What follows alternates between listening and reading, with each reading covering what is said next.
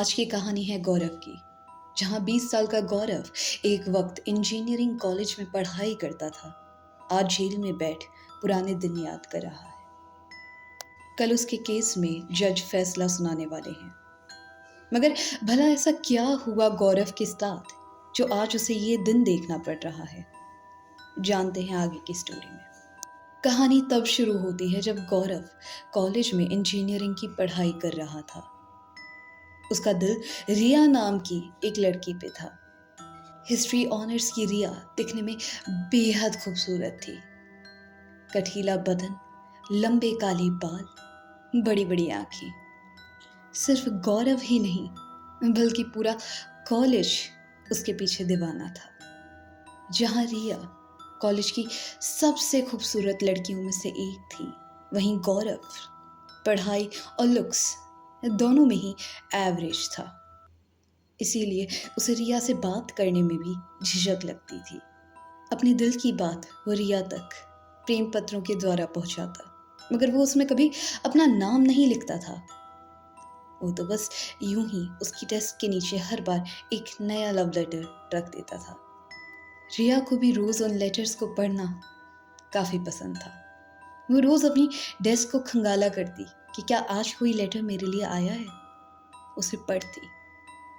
धीमे धीमे उसके मन में लेटर लिखने वाले के प्रति भाव आने लगते हैं।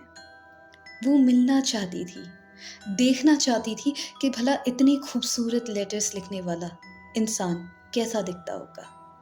वो बेहद क्यूरियस थी गौरव की असली आइडेंटिटी को लेकर। मगर गौरव काफी इनसिक्योर था। वो रिया से मिलना नहीं चाहता था। वो नहीं चाहता था कि जो छवि रिया के दिमाग में उसके लिए है वो खराब हो। ऐसे ही में ही दोनों के बीच चलते हुए इस सिलसिले को कुछ महीने बीत जाते हैं। इसके बाद रिया भी अपना इंटरेस्ट उन लव लेटर्स में खोने लगती है। रिया की जिंदगी में अब आकाश आ चुका था। आकाश डॉक्टरेट की पढ़ाई कर रहा था। रिया और उसकी काफी बनती थी। ऐसे में रिया अपने सीक्रेट एडमायरर को भूल अपनी सारी अटेंशन आकाश को देती है। ये सब देख गौरव छटपटाने लगता है। उसे ये सब जरा भी पसंद नहीं आ रहा था। आखिरकार जब से रिया कॉलेज में आई थी वो उसे तब से पसंद करता है। पूरा 1 साल हो चुका था। साथ ही इतने महीनों तक लेटर्स लिखने के बाद भी कोई और उसकी जगह ऐसे कैसे ले सकता है? गौरव को कुछ भी समझ नहीं आ रहा था। उसके मन में ईर्ष्या के भाव उठने लगे थे। वो रिया को लेके काफी पोजेसिव बन चुका था। वो नहीं चाहता था कि रिया किसी और की हो।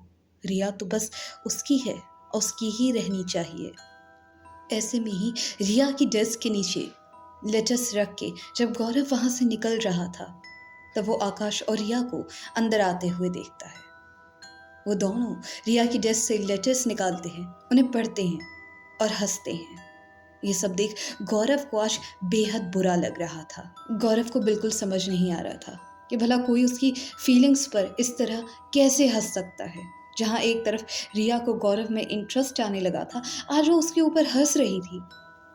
गौरव ठान लेता है कि उसे रिया से इन सभी बातों का बदला लेना है। अगले दिन कॉलेज में रिया की डेस्क पर वो कॉम्पस से लिख देता है कि कॉलेज के पीछे जो कंस्ट्रक्शन वाली बिल्डिंग है उसके सबसे टॉप फ्लोर पे आके मुझसे मिलो, और यदि नहीं आई तो मैं तुम्हारे घर वालों को तुम्हारी पूरी सच्चाई बता दूंगा कि कैसे तुम आजकल लड़कों के साथ घूम फिर रही हो। गौरव की धमकी सुन रिया काफी घबरा चुकी थी। उसके घर वाले बेहद स्ट्रिक्ट थे। अगर उन्हें किसी भी हालात में आकाश के बारे में पता चलता है तो वो उसको जिंदा नहीं छोड़ेंगे। ये सब सोच रिया फैसला करती है कि वो गौरव से मिलने के लिए उसी कंस्ट्रक्शन वाली बिल्डिंग पे जाएगी। मगर इस सब की खबर वो आकाश को भी टेक्स्ट करके बता देती है।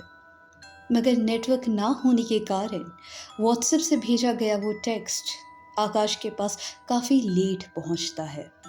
आकाश के समय पर टेक्स्ट ना पढ़ पाने के कारण और उसके रिया के साथ मौजूद ना होने के कारण रिया को अकेले ही कंस्ट्रक्शन वाली बिल्डिंग पर जाना पड़ता है।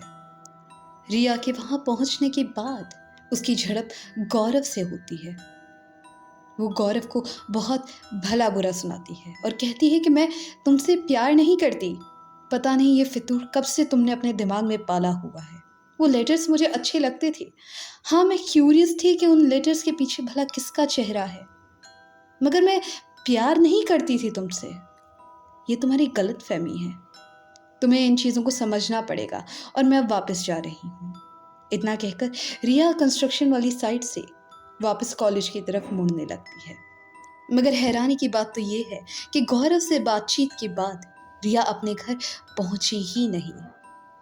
कंस्ट्रक्शन साइट से बाहर निकलने के बाद वो कॉलेज तो गई थी और लोगों ने उसे वहां देखा भी था, मगर वो घर कब गई और कब नहीं, इसका अंदाजा किसी को भी नहीं था।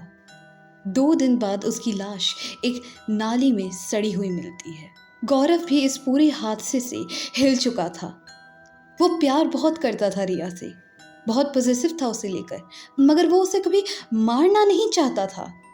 मगर आकाश के पास पहुंचे उस मैसेज की वजह से और साथ ही डेस्क पर कॉम्पस से लिखे गए उन शब्दों की वजह से सभी का शक गौरव पे आ चुका था।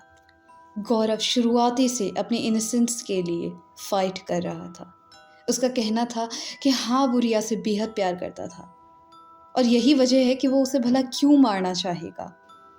हाँ, वो गुस्से में था। उसने रिया को धमकी ज़रूर दी, मगर वो ऐसा कुछ भी उसके साथ नहीं करने वाला था। अगले दिन जब कोर्ट में वर्डिक्ट सुनाया जाता है, तो पुख्ता सबूत ना होने के कारण कोर्ट को गौरव को छोड़ना पड़ता है। गौरव काफ़ी खुश था। एटलीस्ट कम से कम अब उसे कोई रिया की मौत का जिम्मेदार तो नहीं ठहराएगा।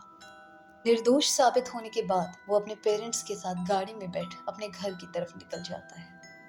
वो पूरा दिन अपने कमरे में खुद को लॉक करके लेटा रहता है। जब रात होती है, गौरव बाहर निकल घर के गार्डन में जाता है। वो गुलाब के नीचे की मिट्टी को खोदने लगता है। मिट्टी में एक छोटी सी रिंग थी। वो रिंग को मिट्टी से बाहर निकाल चूमने लगता है। हैरानी की बात तो ये थी कि रिंग रिया के पास बिलोंग करती थी और ये वही रिंग थी जिसको रिया ने कंस्ट्रक्शन साइट पर गौरव से मिलते हुए पहना था। ये थी हमारी आज की कहानी। फिर मिलते हैं एक नई कहानी के साथ। तब तक अपना ध्यान रखिएगा।